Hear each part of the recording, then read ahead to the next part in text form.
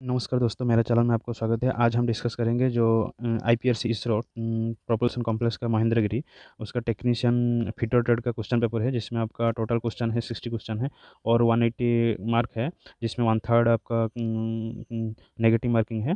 और आपका इस ये जो एग्ज़ाम हुआ था 21/4/2018 में एग्ज़ाम हुआ था। ठीक है दोस्तों, और उसका क्वेश्चन स्टार्ट करते हैं। देख सकते हैं question number 1। 10 student took a part in the quiz. If the number of girl is four more than the number of boy, find the number of boy and girls who took part in the quiz.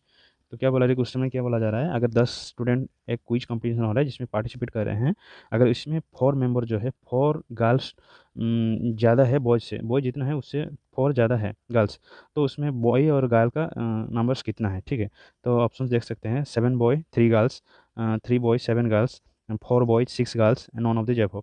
ठीक है, उसका जो answer मैं paper में किया हूँ देख सकते हैं। क्वेश्चन नंबर 1 का सोल्यूशन आप देख सकते हैं। Let's suppose girl number is x and boys number is y. तो उसमें क्वेश्चन में दिया गया है एक्स प्लस वाई, जो टोटल नंबर है 10 है, तो x plus y equal to 10 है। उसमें और क्या दिया गया है कि जो गर्ल का नंबर है जो बॉय का नंबर से थोड़ा 4 नंबर ज़्यादा है, तो एक्स जो है गर्ल है, तो गर्ल से जब बॉय को माइनस करेंगे वाई बॉय है, वाई को माइनस करेंगे तो उसका 4 आ गया, तो उसमें जो उसका इक्वेशन 1 इक्वेशन 2 आ गया। तो हम क्या करेंगे, वो वाई को हम कट कर सकते हैं, प्लस वाई है माइनस वाई नीचे है, तो कट कर देंगे तो आपको क्या हो जाएगा, जो टू प्लस करेंगे तभी वो कट होगा, नहीं तो नहीं होगा। तो 2x equal to 10 plus 4 equal to 14 हो जाएगा। 2x इक्वल टू 14, तो x इक्वल टू 7। तो x का वैल्यू आपके आपका आ गया 7। तो x का अगर अगर लड़की हैं 7 है तो लड़का कितना है, तो x plus y equal to 10 है, तो y का वैल्यू आ जाएगा 10 माइनस 7 इक्वल टू 3। तो जो आपका लड़का है वो 3 ही मेंबर है और लड़की है जो 7 मेंबर है, तो उसका जो आंसर हो जाएगा आपका option number B. Option number B, 3 boy 7 girl is the correct answer. Next देखिए। Question number 2। In the arithmetic progress given below, give the next term, sorry, next question देख सकते हैं। In the arithmetic progression given below, give the next term. तो इसमें जो arithmetic progress दिया गया है, इसमें जो सीरीज में है उस सीरीज से नेक्स्ट नंबर क्या होगा। -5 है, -1, 3, 7 नेक्स्ट। तो -5 से -3 जब करेंगे तो उसमें उसके अंदर जो डिफरेंस है कितना है, वो डिफरेंस आपका 4 है, +4। ठीक है, +4 करेंगे तो -1 होता है। तो आपका जो -1 से 3 करेंगे तो उसमें भी +4 है, और जब 3 से 7 जाएंगे उसमें भी उसका आप देखेंगे तो +4 है। उस हिसाब से उसका जो 7 से जब +4 करेंगे तो कितना हो जाएगा, 11 हो जाएगा, उसका आंसर हो जाएगा 11। तो उस हिसाब से उसका जो आंसर हो जाएगा option number D is the correct answer. ठीक है दोस्तों, इसका जो करेक्ट आंसर हो जाएगा option number D, 11। 11 is the correct answer.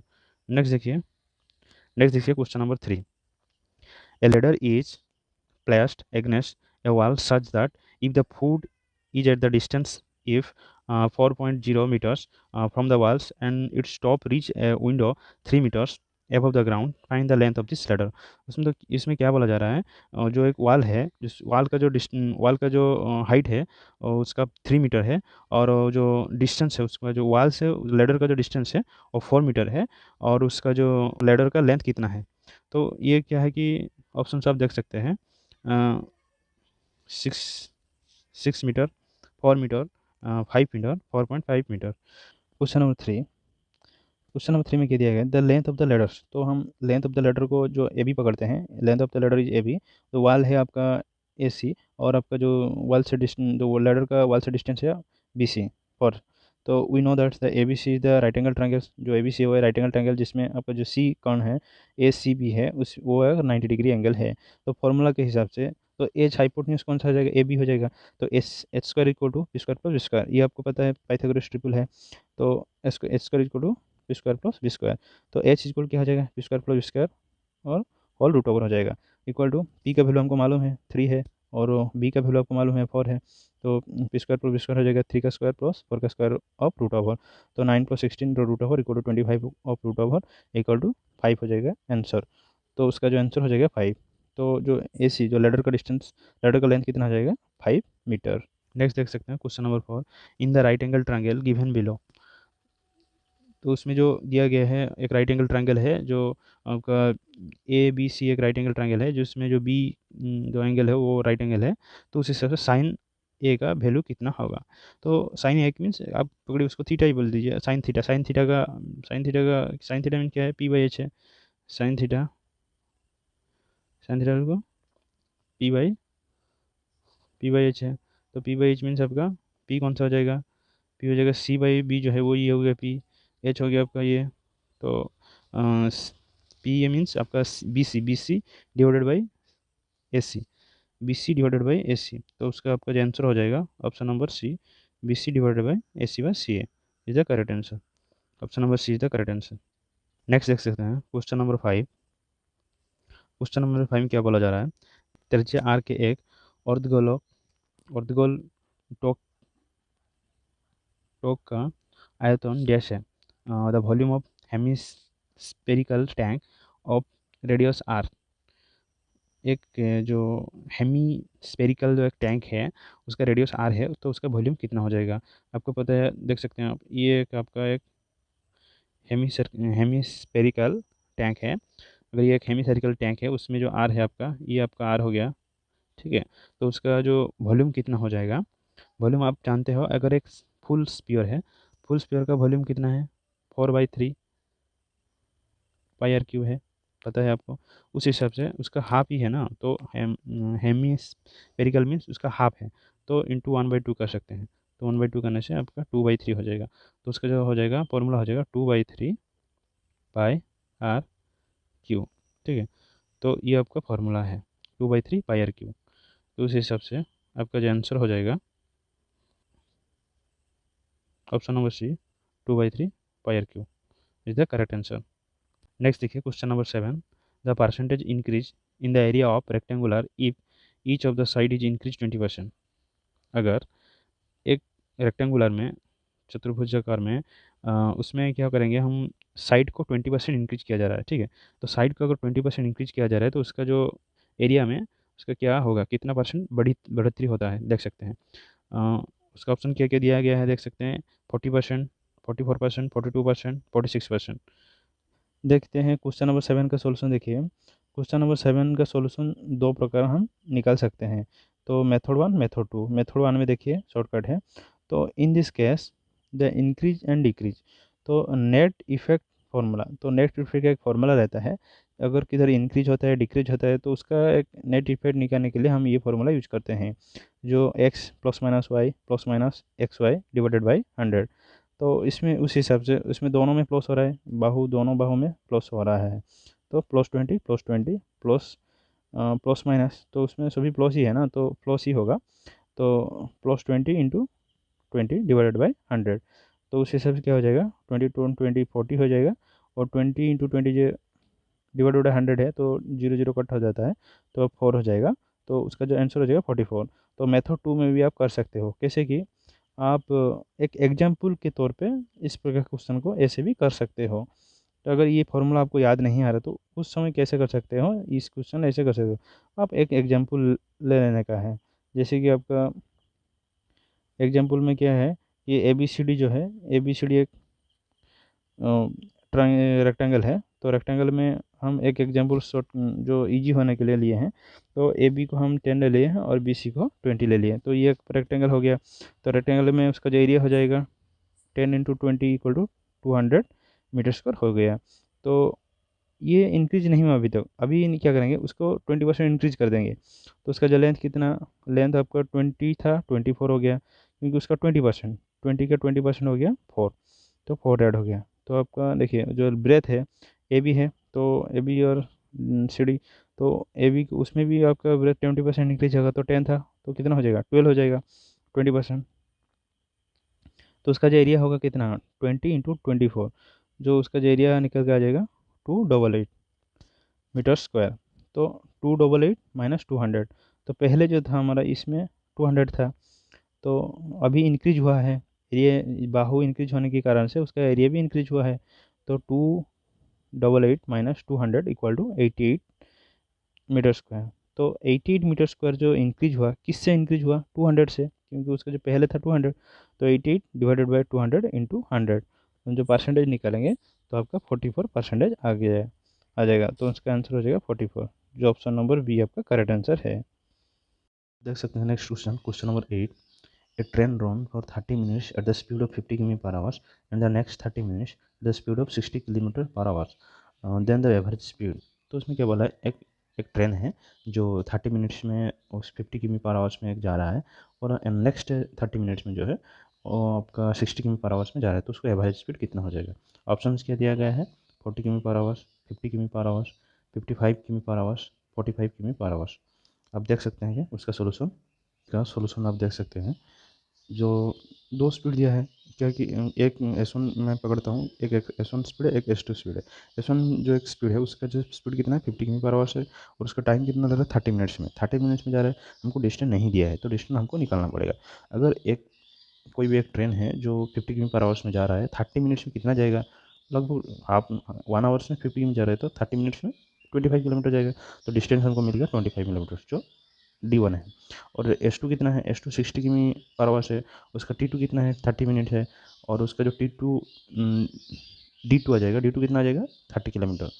ठीक है, तो क्योंकि जो 1 घंटा में जा रहा है 60 किमी, तो उसका जो 30 मिनट्स में जा रहा है हाफ आवर्स में कितना जाएगा 30 किमी जाएगा। ठीक है, तो एवरेज स्पीड का फॉर्मूला क्या है हमको मालूम है कि टोटल डिस्टेंस अपन टोटल टाइम, एवरेज स्पीड को टोटल डिस्टेंस टोटल टाइम। तो टोटल डिस्टेंस कितना हो जाएगा आपका 25 + 30, तो हो गया आपका 55 किलोमीटर और डिवाइडेड बाय टोटल टाइम कितना है 30 मिनट्स 1 आवर्स हो गया, 60 मिनट्स और 1 आवर्स, तो उसका जो आंसर हो जाएगा 55 kilometre per hour. Correct answer is C. इसका जो आंसर हो जाएगा option number C, option number C is the correct answer 55 kilometre per hour. Question number 9, if 1/2b = 1/3 what is the value of B. B का value कितना है। तो उसमें जो दिया जा रहा है ऑप्शंस क्या क्या दिया गया देख सकते हैं, 2.5, 2, 1.7, 1.5। सॉल्यूशन आप देख सकते हैं। देखिए क्वेश्चन नंबर 9, क्वेश्चन 9 में क्या बोला है 1/2b = 1/3। तो 1/2b = 1/3 मीन्स उसका जब वज्रगुणन हम करेंगे तो क्या हो जाएगा 2b = 3 हो जाएगा। तो b = 3/2, तो 3/2 को हम और क्या बोल सकते हैं 1/5 भी बोल सकते हैं लिख सकते हैं। तो उसका जो करेक्ट आंसर हो जाएगा option number D is the correct answer. उस हिसाब से उसका जो करेक्ट आंसर हो जाएगा ऑप्शन नंबर डी 1.5। नेक्स्ट देखिए question number 10, what is the included angle between two side of regular hexagon. एक रेगुलर हेक्सागन में जो उसका जो बहुत एक दो साइड का जो इंक्लूड एंगल कितना होता है। ये आपका जो रेगुलर हेक्सागन होता है, आप देख सकते हैं मैं फिगर बना रहा हूँ।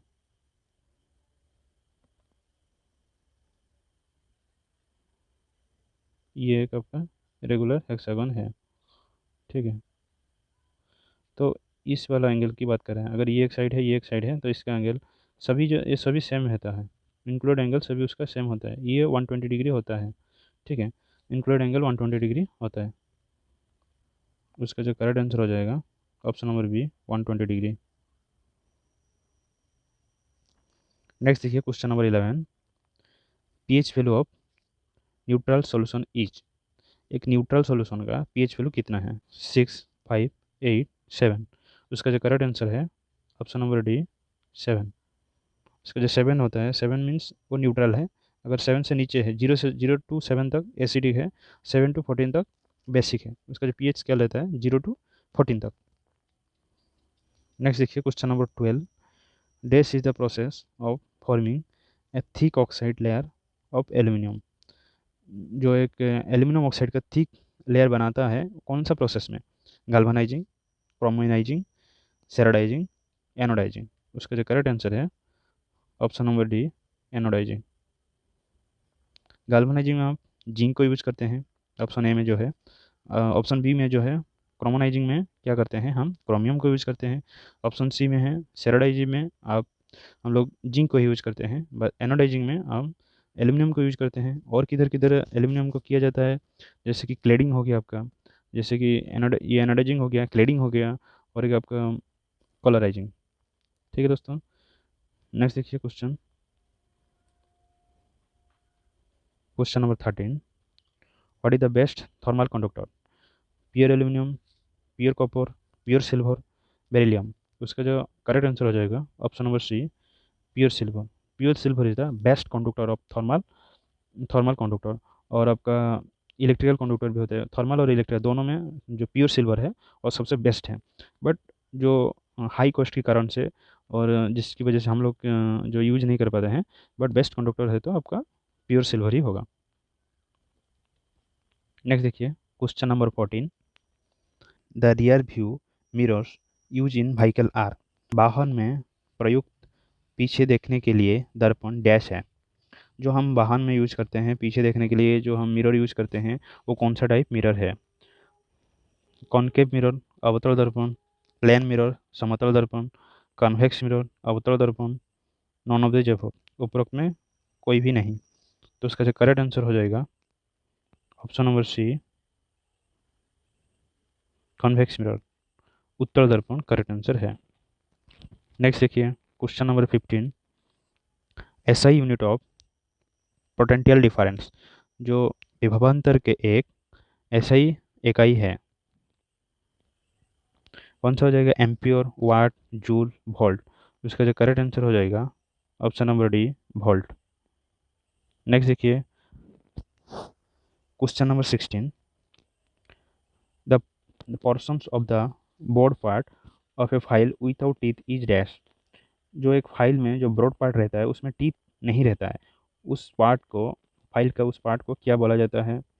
फेस, एज, हील, टेरी। तो इसका जो करेक्ट आंसर हो जाएगा option number B, heel. Heel is the correct answer. Next देखिए question number 17, the length of the hacksaw blade is measure from into end of the blade, center of the pinhole to center of the another pinhole, one end of the tooth portion to other end of one hole to end of other pinhole। इसका जो correct answer हो जाएगा option number B, centre of one pin hole to centre of another pin hole. जो एक blade रहता है वो उसका जो दोनों फैन में लगाने के लिए हम उसमें पिन रहता है, होल, पिन होल रहता है, तो पिन होल का सेंटर से और एक अनदर पिन होल को सेंटर तक जितना डिस्टेंस होता है वो आपका ब्लेड का लेंथ है। ठीक है दोस्तों। नेक्स्ट देखते हैं question number 18, for the hacksawing thin tubing the most suitable pitch of blade is. जो थिन ट्यूबिंग मटेरियल को हम हेक्सोइंग करने का समय में कितना पिच वाले ब्लेड हम यूज करेंगे? 0.8 mm, 1 mm, 1.4 mm, 1.8 mm। तो उसका जो करेक्ट आंसर हो जाएगा option number A, 0.8 mm। Next देखिए question number 19, second cut in a file is the shape, cut, grade, section. तो जो सेकेंड कोड फाइल होता है फाइल में वो कौन सा, वो स्पेसिफिकेशन किस हिसाब से किया गया है? तो उसका जो करेक्ट आंसर हो जाएगा ऑप्शन नंबर सी, ग्रेड के हिसाब से। जो ग्रेड के हिसाब से किया गया है, और जो ग्रेड के हिसाब से फाइल को 5 भागों में डिवाइड किया गया है, जैसे कि raw file, bastard file, second code file, smooth file, dead smooth file. तो सेकंड कोड आता है उसी में, तो इसके हिसाब से आपका ऑप्शन नंबर सी था करेक्ट आंसर। नेक्स्ट देख सकते हैं question number 20, jenny calliper is also known as. तो जेनी कैलिपर जो होता है उसको और क्या बोला जा सकता है, और क्या बोला जाता है? तो जैसे कि आपका outside caliper, inside caliper, hermaphrodite caliper, none of the जब। तो जो जेनी कैलिपर होता है उसको हम हार्मोफोराइड कैलिपर बोलते हैं। तो option number C is the correct answer. ठीक है, हार्मोफोराइड कैलिपर। नेक्स्ट देखिए question number 21, the slot on angle plate is provided for. जो एंगल प्लेट में स्लॉट रहता है वो किस लिए प्रोवाइड किया जाता है? क्या क्या ऑप्शन से देख सकते हैं? Reducing the weight, accommodating clamping bolt, aligning the work, hanging with hooks. तो इसका जो करेक्ट आंसर हो जाएगा आपका option number B, accommodating clamping bolts. जो हम क्लैंपिंग करते हैं कोई भी जॉब को, उसको या सेपरेट डिफरेंट डिजाइन का जॉब है, इरेगुलर शेप जॉब है, तो उसको भी अब जब हम मार्किंग करेंगे उस समय हम लोग क्या करेंगे, उसको वो जो नॉट बोल्ट लगा के उसको टाइट करके होल्डिंग कर सकते हैं। तो एकोमोडेटिंग क्लैंपिंग, वो क्लैंपिंग कर सकते हैं बोल्ट के साथ, तो इसलिए दिया गया है स्लॉट्स एंगल प्लेट में। ठीक है दोस्तों, नेक्स्ट देखिए question number 22। The measurement are set on the divider usually with. जो डिवाइडर रहता है उसमें जो हम जब मेजरमेंट करते हैं तो उसमें किस में से आप मेजरमेंट करते हैं? Jenny caliper, vernier caliper, steel rule, micrometer. जो आपका जेनी कैलिपर होता है वो इतना एक्यूरेट मेजरमेंट नहीं होता है, तो इसलिए हम लोग क्या करते हैं, जो आप स्टील रूल वगैरह यूज करते हैं। स्टील रूल आपका करेक्ट आंसर हो जाएगा, option number C is the correct answer. Next देखिए question number 23। The bench vice is called as parallel jaw vice because. जो बेंच वाइस होता है उसको हम पैरेलल जॉब हाइस भी बोलते हैं, क्यों? तो it can hold the job having parallel sides, it is fix parallel to shop floor, its width of the jaw are parallel, its movable jaw move parallel to the fixed jaw। उसका जो correct answer हो जाएगा आपका option number D, its movable jaw moves parallel to the fixed jaw. जो उसका जो movable jaw, जो हम हैंडल रहता है जिस साइड में, तो उस साइड में जो मूवेबल जो होता है वो जो चलता है, मूविंग करता है, जो हम हैंडल घुमाते हैं तब वो मूवेबल जॉब जाता है तो वो फिक्स जॉ के साथ पैरेलल ही जाता है, ठीक है। तो उस हिसाब से उसका जो, इसलिए उसको हम क्या बोलते हैं, तो पैरेलल जॉ वाइस भी बोलते हैं। ठीक है दोस्तों, नेक्स्ट क्वेश्चन देखिए question number 24। Vice clamp are use for. जो हम वाइस में हम वाइस क्लैम्प यूज करते हैं वो किस लिए यूज करते हैं? तो protect the hard jaw clamp the work piece digitally, protect the finish surface, prevent the movable jaw being filed. तो उसका जो करेक्ट आंसर हो जाएगा option number C, protect the finish surface. Protect the finish surface. जो हम vice clamp है ना, वो हम जब फिनिशिंग करते हैं उस समय हम यूज करते हैं, जो डायमेंशन जो भी मेजरमेंट आपका डायमेंशन एक्यूरेटली हो गया है उस समय ओनली फिनिशिंग बाकी है, तो उस समय हम लोग क्या करते हैं, वो वाइस क्लैम्प यूज करते हैं। जिसकी वजह से हमारा जो वाइस क्लैम्प होता है उसमें क्या, वो थिन स्टेनलेस स्टील प्लेट्स नहीं तो एल्यूमिनियम प्लेट्स थिन मेटल में बनता है। तो उसमें क्या होता है कि आपका जो स्क्रैचेस वगैरह नहीं होते हैं, जो आपका मेटल जो जॉब है उसमें आप स्क्रैचेस नहीं बनता है। नहीं तो अगर आप जो में जब इसका जो है उसमें वाइस बेंच वाइस का जो है उसमें लगाते हो तो उसमें स्क्रैचेस हो जाता है, थोड़ा पेनिट्रेट हो जाता है जॉब। तो इसलिए हम जॉब क्लैम्प यूज करते हैं, वो वाइस क्लैम्प यूज करते हैं। उसका जो करेक्ट आंसर हो जाएगा C, protect the finish surface. Next देखिए question number 25। Which of the following vice is use for holding sections of metal tube and pipes. तो उसमें क्या बोला है, जो ये कौन सा वाइस है जिसमें हम क्या करते हैं, कोई भी मेटल सेक्शन मतलब जो होल्डिंग करने के लिए मेटल्स और ट्यूब्स और पाइप ट्यूब्स और मेटल को हम होल्डिंग करने के लिए यूज करते हैं। Pipe vice, tool maker vice, bench vice, sorry pin vice, tool maker vice, bench vice, pipe vice. उसका जो करेक्ट आंसर हो जाएगा option number D, pipe vice. जो हम पाइप वाइस है वो हम यूज करते हैं, कोई भी मेटल हो, मेटल का सेक्शन हो नहीं तो आपका ट्यूब का क्रॉस सेक्शन हो नहीं तो पाइप का सेक्शन हो, तो उस सभी के लिए हम लोग पाइप वाइस यूज करते हैं। नेक्स्ट देखिए question number 26। which on the following machines wise can be set any desired angle in the both horizontal and vertical planes। तो ये कौन सा एक वाइस मशीन वाइस है जिसमें हम क्या करते हैं, कोई भी एंगल हॉरिजेंटल हो या वर्टिकल हो कोई भी एंगल में हम उसको सेट कर सकते हैं। Plain vice, fix machine vice, universal vice, swivel vice. तो उसका जो करेक्ट आंसर हो जाएगा universal vice is the correct answer. तो यूनिवर्सल वाइस में हम कोई भी जो एंगल में सेट कर सकते हैं। ठीक है दोस्तों, नेक्स्ट देखिए question number 27। The minimum measurement that can be correctly read with a vernier caliper is called. तो उसमें जो क्या बोला है, जो वाइनर कैलिपर में सबसे कम वाला मिनिमम मेजरमेंट है उसको जो हम क्या बोलते हैं, उसको क्या बोलते हैं? Sub division scale, main scale division, zero reading, least count. तो उसका जो करेक्ट आंसर हो जाएगा आपका option number D, least count. Next देखिए question number 28। Vernier depth gauge is use for the measuring of. जो हम वर्नियर डेप्थ गेज यूज करते हैं वो हम क्या मेजरिंग करने के लिए यूज करते हैं? External measurement, hole, recess slots and steps, internal measurement, pitch diameter. उसका जो करेक्ट आंसर हो जाएगा option number B, holes, recess, slots and steps. कोई भी होल हो या स्लॉट्स हो, रिसेस स्लॉट्स हो और आपका स्टेप्स हो, तो वो सभी मेजरमेंट करने के लिए हम क्या यूज करते हैं, वर्नियर डेप्थ गेज यूज करते हैं। Option number is the correct answer. Next देखिए क्वेश्चन नंबर 29। क्वेश्चन नंबर 29 में क्या बोला है, ratchet stop in micrometer helps to. जो रेचर स्टॉप रहता है वो माइक्रोमीटर में वो क्या हेल्प करता है, look lock the spindles, adjustment, zero error, control the pressure, hold the job. उसका जो करेक्ट आंसर हो जाएगा option number C, control the pressure. Next question देखिए क्वेश्चन नंबर 30। क्वेश्चन नंबर 30 में क्या बोला है, zero error in micrometer means. तो जो माइक्रोमीटर में हम बोलते हैं जीरो एरर है, तो जीरो एरर का उसका मीनिंग क्या है। ऑप्शन देखिए, micrometer is true, zero mark on the thimble is visible, zero on thimble and datum lines on the slab do not coincide when the measuring face are in contact, there is a negligible gap between the anvils। तो इसमें क्या बोला है, option N में क्या बोला है, micrometer as true, micrometer पूरा करेक्ट है।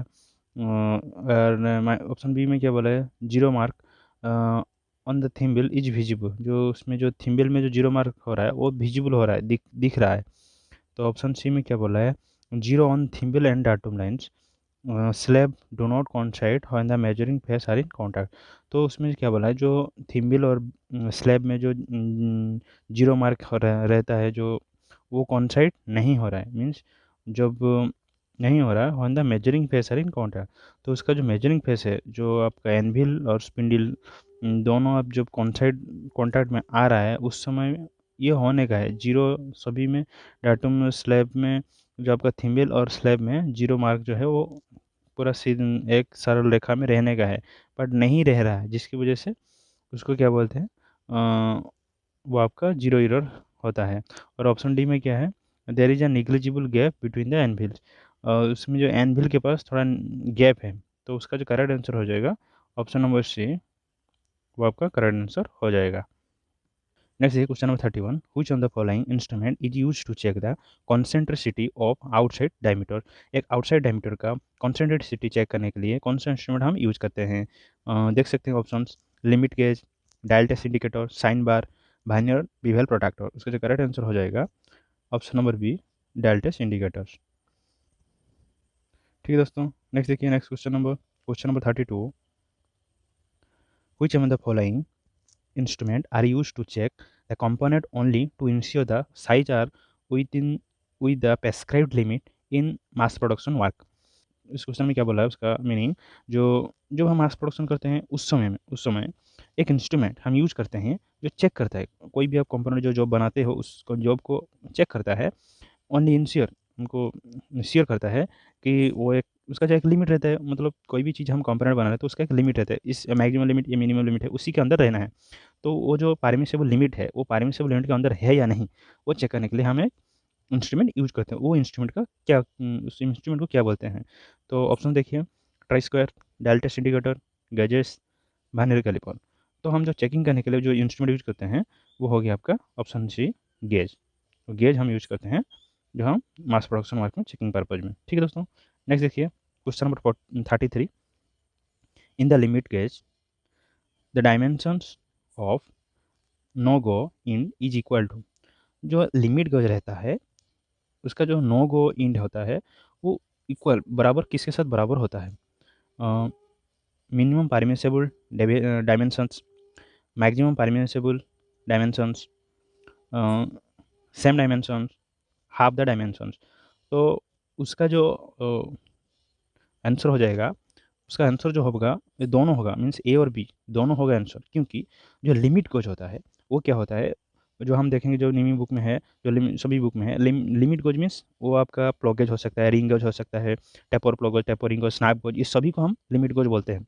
ये पार्टिकुलर कोई अगर इधर ओनली बोलता एक प्लग गेज बोल देता, प्लग गेज में आपका मैक्सिमम नो गो इन मीन्स जो मैक्सिमम परमिसेबल डायमेंशन होगा, अगर उसी हिसाब से अगर स्नैप गोज बोल देंगे तो स्नैप गोज में क्या हो जाएगा, उसका जो नो गो इंड हो जाएगा वो मिनिमम परमिसेबल डायमेंशन हो जाएगा।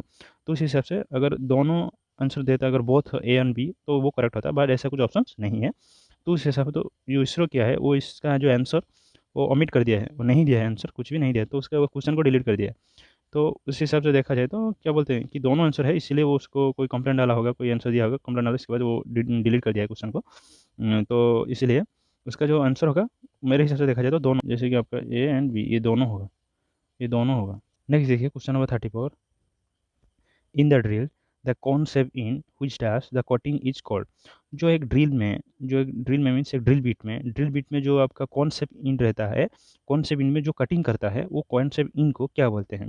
Fluids, plant, point, shank. तो उसका जो करेक्ट आंसर हो जाएगा option number C, point. Point is the correct answer. जो कॉन्सेप्ट इन पॉइंट में रहता है, जो पॉइंट वो कटिंग करता है, ठीक है। तो उसका जो जनरल पर्पन जो ड्रिल रहता है उसका पॉइंट एंगल कितना है? 118 डिग्री होता है। नेक्स्ट देखिए question number 35। Which among the following is the part of the taper shank drill which fit into the slots of the drilling machine spindle. जो एक टेपर सेंक ड्रिल बिट जब हम drilling machine spindle में हम लगाते हैं, उस समय जो स्पिंडल में एक स्लॉट रहता है, ठीक है। तो वो स्लॉट में एक जो टेपर सेंक ड्रिल बिट का एक पार्ट जाके स्लॉट में फिक्स हो जाता है। तो उस पार्ट को क्या बोलते हैं? Body, tank, shank, land. तो उसका जो करेक्ट आंसर हो जाएगा ऑप्शन नंबर बी, टैंक। जब हम रिमूव करते हैं उसी टैंक को फिर हम ड्रिफ्ट में हवा निकलते हैं तो अब निकलता है ना, तो उसका जो करेक्ट आंसर है वो बी है, टैंक है। नेक्स्ट देखिए question number 36। The point angle of twist drill of a general purpose is. जो हम ट्विस्ट ड्रिल बिट यूज करते हैं, ट्विस्ट ड्रिल जनरल पर्पज में, तो उसका जो एंगल कितना है? 140 डिग्री सेंट, 140, 108 डिग्री, 112 डिग्री, 118 डिग्री। तो इसका जो करेक्ट आंसर हो जाएगा option number D, 118 degree. Next देखिए क्वेश्चन नंबर 37।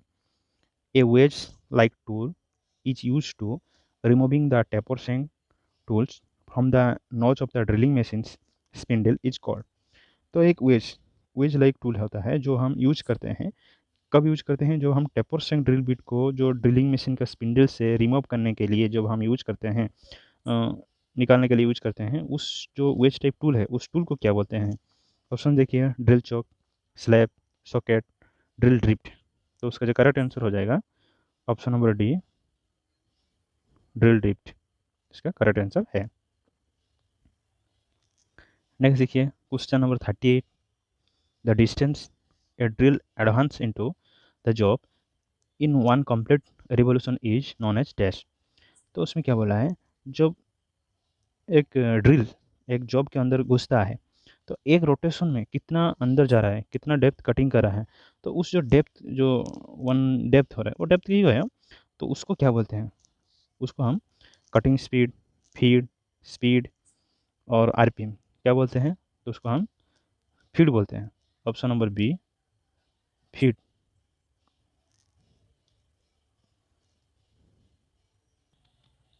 नेक्स्ट देखिए क्वेश्चन नंबर 39 में क्या बोला है? The spot facing is done to. जो हम स्पॉट फेसिंग करते हैं वो किस लिए करते हैं? Make the surface flat so that the bolt head can take proper seat on the surface. Give the fine finish to the drill hole, enlarge the existing hole, produce the thread on the hole. तो उसमें क्या बोल रहा है? जो spot facing हम किस लिए यूज करते हैं उसका जो करेक्ट आंसर हो जाएगा option A, make surface flat. जो क्या करता है, जो make surface flat so that the bolt head can take the proper seat on the surface. जो हम बोल्ट हेड यूज करते हैं ना, तो बोल्ट का हेड कुछ प्लेस में हम क्या करते हैं, वो बोल्ट का हेड ऊपर नहीं आना चाहते हैं हम, तो उस रेस्ट्रिक्शन प्लेसेस रहता है, तो उस समय क्या करते हैं हम उस स्पॉट फेसिंग करते हैं। स्पॉट फेसिंग करने से वो होल जब जिधर भी किया गया है तो होल से थोड़ा एक बोरिंग, काउंटर बोरिंग जैसा करते हैं, उसको स्पॉट फेसिंग बोलते हैं। काउंटर बोरिंग में थोड़ा डेप्थ ज़्यादा होता है और सेम ही जो प्रोसेस है उसमें थोड़ा डेप्थ ज़्यादा होता है, उसमें थोड़ा स्पॉट फेसिंग में थोड़ा कम डेप्थ में किया जाता है। तो जो हेड जो है ना, बोल्ट का हेड जो है ना, वो सिट करने के लिए, वो बैठने के लिए जो जगह चाहिए उस जगह को बनाने के लिए हम स्पॉट फेसिंग करते हैं। उसका जो आंसर हो जाएगा option A is the correct answer. Next देखिए question number 40। Which among the following cutting tool is use to finish and enlarge a hole accurately. एक कटिंग टूल हम यूज़ करते हैं, कोई भी ड्रिल होल को क्या करते हैं, उसको थोड़ा फिनिशिंग करते हैं और उसको थोड़ा थोड़ा बड़ा करके उसका एक्यूरेट साइज में लाने के लिए कौन सा टूल हम यूज करते हैं? तो drill, tap, reamer, counter bore. तो उसका जो करेक्ट आंसर हो जाएगा option number C, reamer. Reamer is the correct answer. Reamer हम यूज करते हैं इसलिए। नेक्स्ट देखिए question number 41, which on the following is the distance from a point one thread to corresponding point on the adjacent thread measure parallel to the axis। इसमें क्या बोला है, जो एक कोई एक थ्रेड पार्ट है, उस थ्रेड पार्ट में जो आपका एक टीथ में एक पोर्शन, इधर भी आपका उसका टॉप में ले लो या बॉटम में ले लो, कोई भी पोर्शन से, एक पोर्शन से टीथ का, एक पोर्शन से उसका नेक्स्ट टीथ का जो एडजेसेंट उस पास वाला टीथ का उसी पोर्शन तक कितना जो डिस्टेंस होता है, कॉरेस्पॉन्डिंग जो पॉइंट रहता है सेम डिस्टेंस में, तो उस जो डिस्टेंस होता है वो डिस्टेंस को क्या बोलते हैं? तो उसमें हम पीच बोलते हैं। तो option option number D is the correct answer, peach.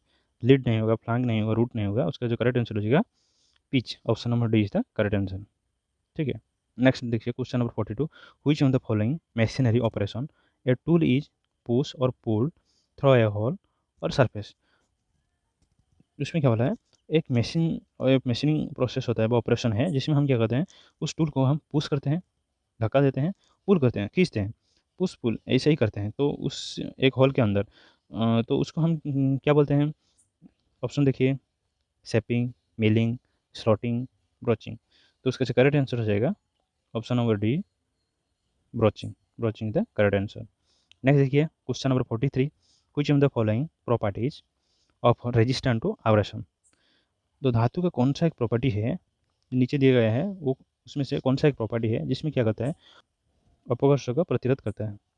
तो क्या हो जाएगा आंसर आपका? Toughness, ductility, hardness, malleability. उसका जो करेक्ट आंसर हो जाएगा हार्डनेस।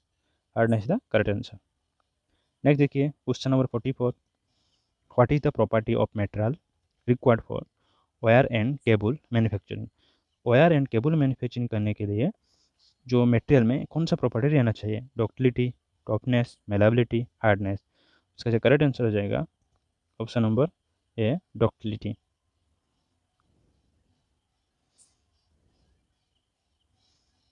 नेक्स्ट देखिए question number 45, bronze is on the alloy of. Bronze जो होता है उसका एलॉय क्या क्या है? ऑप्शन देखिए, copper, zinc, copper aluminium, copper tin, copper lead. तो उसका जो करेक्ट आंसर हो जाएगा copper and tin. Option number C is the correct answer. Next देखिए question number 46, galvanize iron is coated with. जो गाल्वनाइजिंग आयरन होता है उसमें हम आयरन के ऊपर क्या कोटिंग करते हैं? तो ऑप्शंस क्या है? निकल, टीन, जिंक, लीड। उसका जो करेक्ट आंसर है zinc. Option C is the correct answer. Next देखिए question number 47, the main purpose of annealing is. जब हम एनियलिंग करते हैं, कोई भी जॉब को हम एनियलिंग करते हैं, तो उसका जो मेन पर्पज के मुख्य उद्देश्य क्या होता है? To improve the hardness, to improve the machinability, to improve the toughness, to improve the magnetism. तो उसका जो करेक्ट आंसर हो जाएगा option number B, to improve the machinability. Next देखिए question number 48, which on the following is use for connecting two piece with different diameter. कोई भी एक different diameter pipe को कनेक्ट करने के लिए एक इंस्ट्रूमेंट यूज करते हैं, वो कौन सा है? जो नीचे दिया गया है देखिए, कपलिंग, कैप्स, टी, रिड्यूसर। तो उसका जो करेक्ट आंसर हो जाएगा ऑप्शन डी, रिड्यूसर। नेक्स्ट देखिए question number 49, which on the following method is generally use to cut thread on GI pipe. जो जीआई पाइप में थ्रेड कट करने के लिए कौन सा इंस्ट्रूमेंट हम यूज करते हैं? ऑप्शन देखिए, threading machine, die stock, tap sets, centre lathe.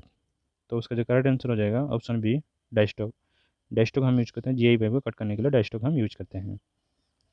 Next देखिए question number 50, non return valves allow flow in this water supply or drainage lines, one way, two way, multiple way, three way. तो जो non returning means, इसमें आप समझ जाने का, non return means वो एक ही लाइन में रिटर्न नहीं आता है। तो अगर रिटर्न आ सकता है तो बहुत हो जाता है, अगर नॉन रिटर्निंग मीन्स एक ही लाइन है, तो उसका जो करेक्ट आंसर हो जाएगा option number A, one way. ठीक है। नेक्स्ट देखिए, तो उसका जो option A is the correct answer, one way. Next देखिए question number 51, interchangeability is normally applied for. डेज के लिए सामान्यतः अंतर परिवर्तनीयता लागू होती है। तो उसमें क्या बोला है, कोई भी जब हम इंटरचेंजेबिलिटी ना, उसमें हम कब यूज करते हैं, वो इंटरचेंजेबिलिटी हम कब यूज करते हैं, repairing of parts, simple piece production, mass production, all of the above. तो उसका जो करेक्ट आंसर हो जाएगा option number C, mass production, बहु उत्पादन। जब हम बहु उत्पादन करते हैं उस समय हम इंटरचेंजेबिलिटी को अप्लाई करते हैं। देखिए next question 52, the major size of the dimension of a component is called. एक घटक के विभा के मापित आकार को कहा जाता है। तो कोई मेजर साइज होता है, जो कंपोनेंट हम बनाने के बाद जो मेजर करते हैं उस साइज को हम क्या बोलते हैं, normal size, actual size, basic size, allowed size. तो इसका जो करेक्ट आंसर हो जाएगा option number B, actual size. Next देखिए, तो option number B is the correct answer. Next देखिए question number 53, when the tolerance is given on one side of the basic dimension is called. जब हम tolerance देते हैं एक side में, कोई बेसिक साइज का एक साइड में हम टॉलरेंस देते हैं, उसको हम क्या बोलते हैं। ऑप्शन देखिए, tolerance system, bilateral tolerance, unilateral tolerance, allowance system. तो उसका जो करेक्ट आंसर हो जाएगा option number C, unilateral tolerance. Unilateral tolerance the correct answer, option number C. Next देखिए question number 54, which of the following not is use for hand vice.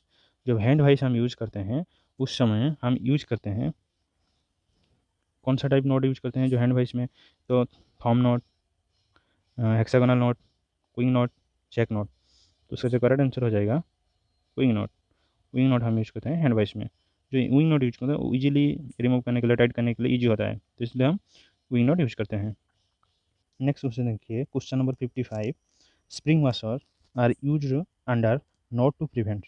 तो spring washer जो होता है हम यूज करते हैं, वो जो नोट के नीचे हम यूज करते हैं किस लिए, वो क्या प्रिवेंट करता है, किसको होने नहीं देता है।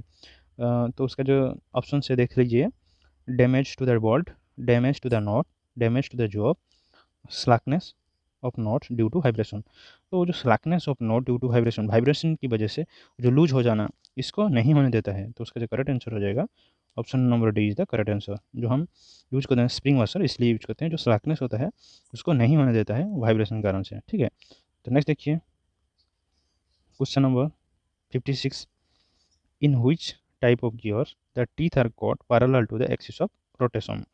तो एक कौन सा टाइप गियर है हम यूज़ करते हैं, जो कौन सा टाइप गियर है नीचे दिया गया है। तो उसमें क्या होता है, जो आपका जो टीथ होता है वो पैरेलली एक्सिस के साथ अ, कटा हुआ रहता है। ठीक है, तो helical gear, spur gear, bevel gear, worm gear. तो उसका जो करेक्ट आंसर हो जाएगा option number B, spur gear. ठीक है, नेक्स्ट क्वेश्चन देखिए क्वेश्चन नंबर 57, जीज and fixtures are the production device use to manufacturing duplicate parts accurately. Which one of the following statement is not correct with the respect of जीज। तो बहु उत्पादन करते हैं तो पार्ट्स बनाने के लिए हम यूज करते हैं जीज एंड फिक्चर्स, तो मास प्रोडक्शन पार्ट है।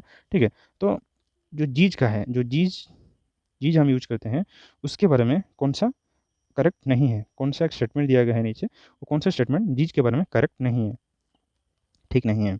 It hold the job, it locate the tools and the work piece, it hold the work piece and it guide the tools. तो उसका जो करेक्ट आंसर हो जाएगा option number A, it hold the tools. क्या होता है, जो जीज होता है ना, तो जो जीज वो कभी भी टूल को होल्ड नहीं करता है। तो उसका जो इसलिए उसका करेक्ट आंसर जीज होल्ड नहीं करता है। वो जीज का काम क्या है, वो जॉब को होल्ड करता है और जॉब को लॉक करता है, क्लाम करता है, लोकेट करता है, और क्या करता है, जो कटिंग टूल होता है उसको गाइड करता है, बट कभी कटिंग टूल को वो होल्ड नहीं करता है। नेक्स्ट क्वेश्चन देखिए question number 58, the portion of the shaft which is carried in the bearing is called. वो शाफ्ट का एक पोर्शन है, जो शाफ्ट का एक पोर्शन है, वो पार्ट है, वो क्या करता है, वो कैरी करता है, लोड को कैरी करता है, वो बेरिंग को कैरी करता है। Bearing carry in the bearing is called, वो जो वहन करता है लोड को, उस पोर्शन को क्या बोलते हैं, cage, inner race, outer race, journal. तो उसका जो करेक्ट आंसर हो जाएगा ऑप्शन डी, जर्नल। नेक्स्ट देखिए question number 59, you have to coat the thread on an aluminum. Which on the following coolant will you use? जब हम aluminium को thread cutting करते हैं तो उस समय कौन सा टाइप कूलेंट हम यूज करेंगे? Lard oil, kerosene, soluble oil, vegetable oil. तो उसका जो करेक्ट आंसर हो जाएगा केरोसिनी। जो हम एल्यूमिनियम को कभी भी हम थ्रेडिंग करते हैं, टर्निंग करते हैं, ड्रिलिंग करते हैं, सभी समय हम क्या यूज करेंगे? केरोसिनी यूज करेंगे। नेक्स्ट क्वेश्चन देखिए, question number 60। This is the last question. Which on the following joining metals result in the fusion of the parent metal? तो ये कौन सा एक जॉइनिंग मेथड है जिसमें हम उसका जो पेरेंट मेटल होता है जिसको हम वेल्ड करते हैं तो वो फ्यूज हो जाता है, मेल्ट हो जाता है, ठीक है। तो वो बेस मेटल मेल्ट होके जॉइनिंग प्रोसेस होता है, वो जॉइनिंग को क्या बोलते हैं? Riveting, adhesive bonding, soldering, welding. तो उसका जो करेक्ट आंसर हो जाएगा option D is the correct answer, welding. इस पेपर का टोटल 60 क्वेश्चन था, वो 60 क्वेश्चन कंप्लीट हो गया है। और आपको इस वीडियो में कोई क्वेश्चन में आपको कुछ डाउट है तो आप कमेंट करके ज़रूर बताइए। और आपका ये वीडियो आपको अच्छा लगा है तो लाइक कीजिए, और चैनल में नया है तो सब्सक्राइब कीजिए, और अपना दोस्तों के साथ शेयर कीजिए वीडियो को। और इस चैनल में आपको सभी फ्यूचर ट्रेड रिलेटेड वीडियो आएगा। रखता हूँ। जय हिंद।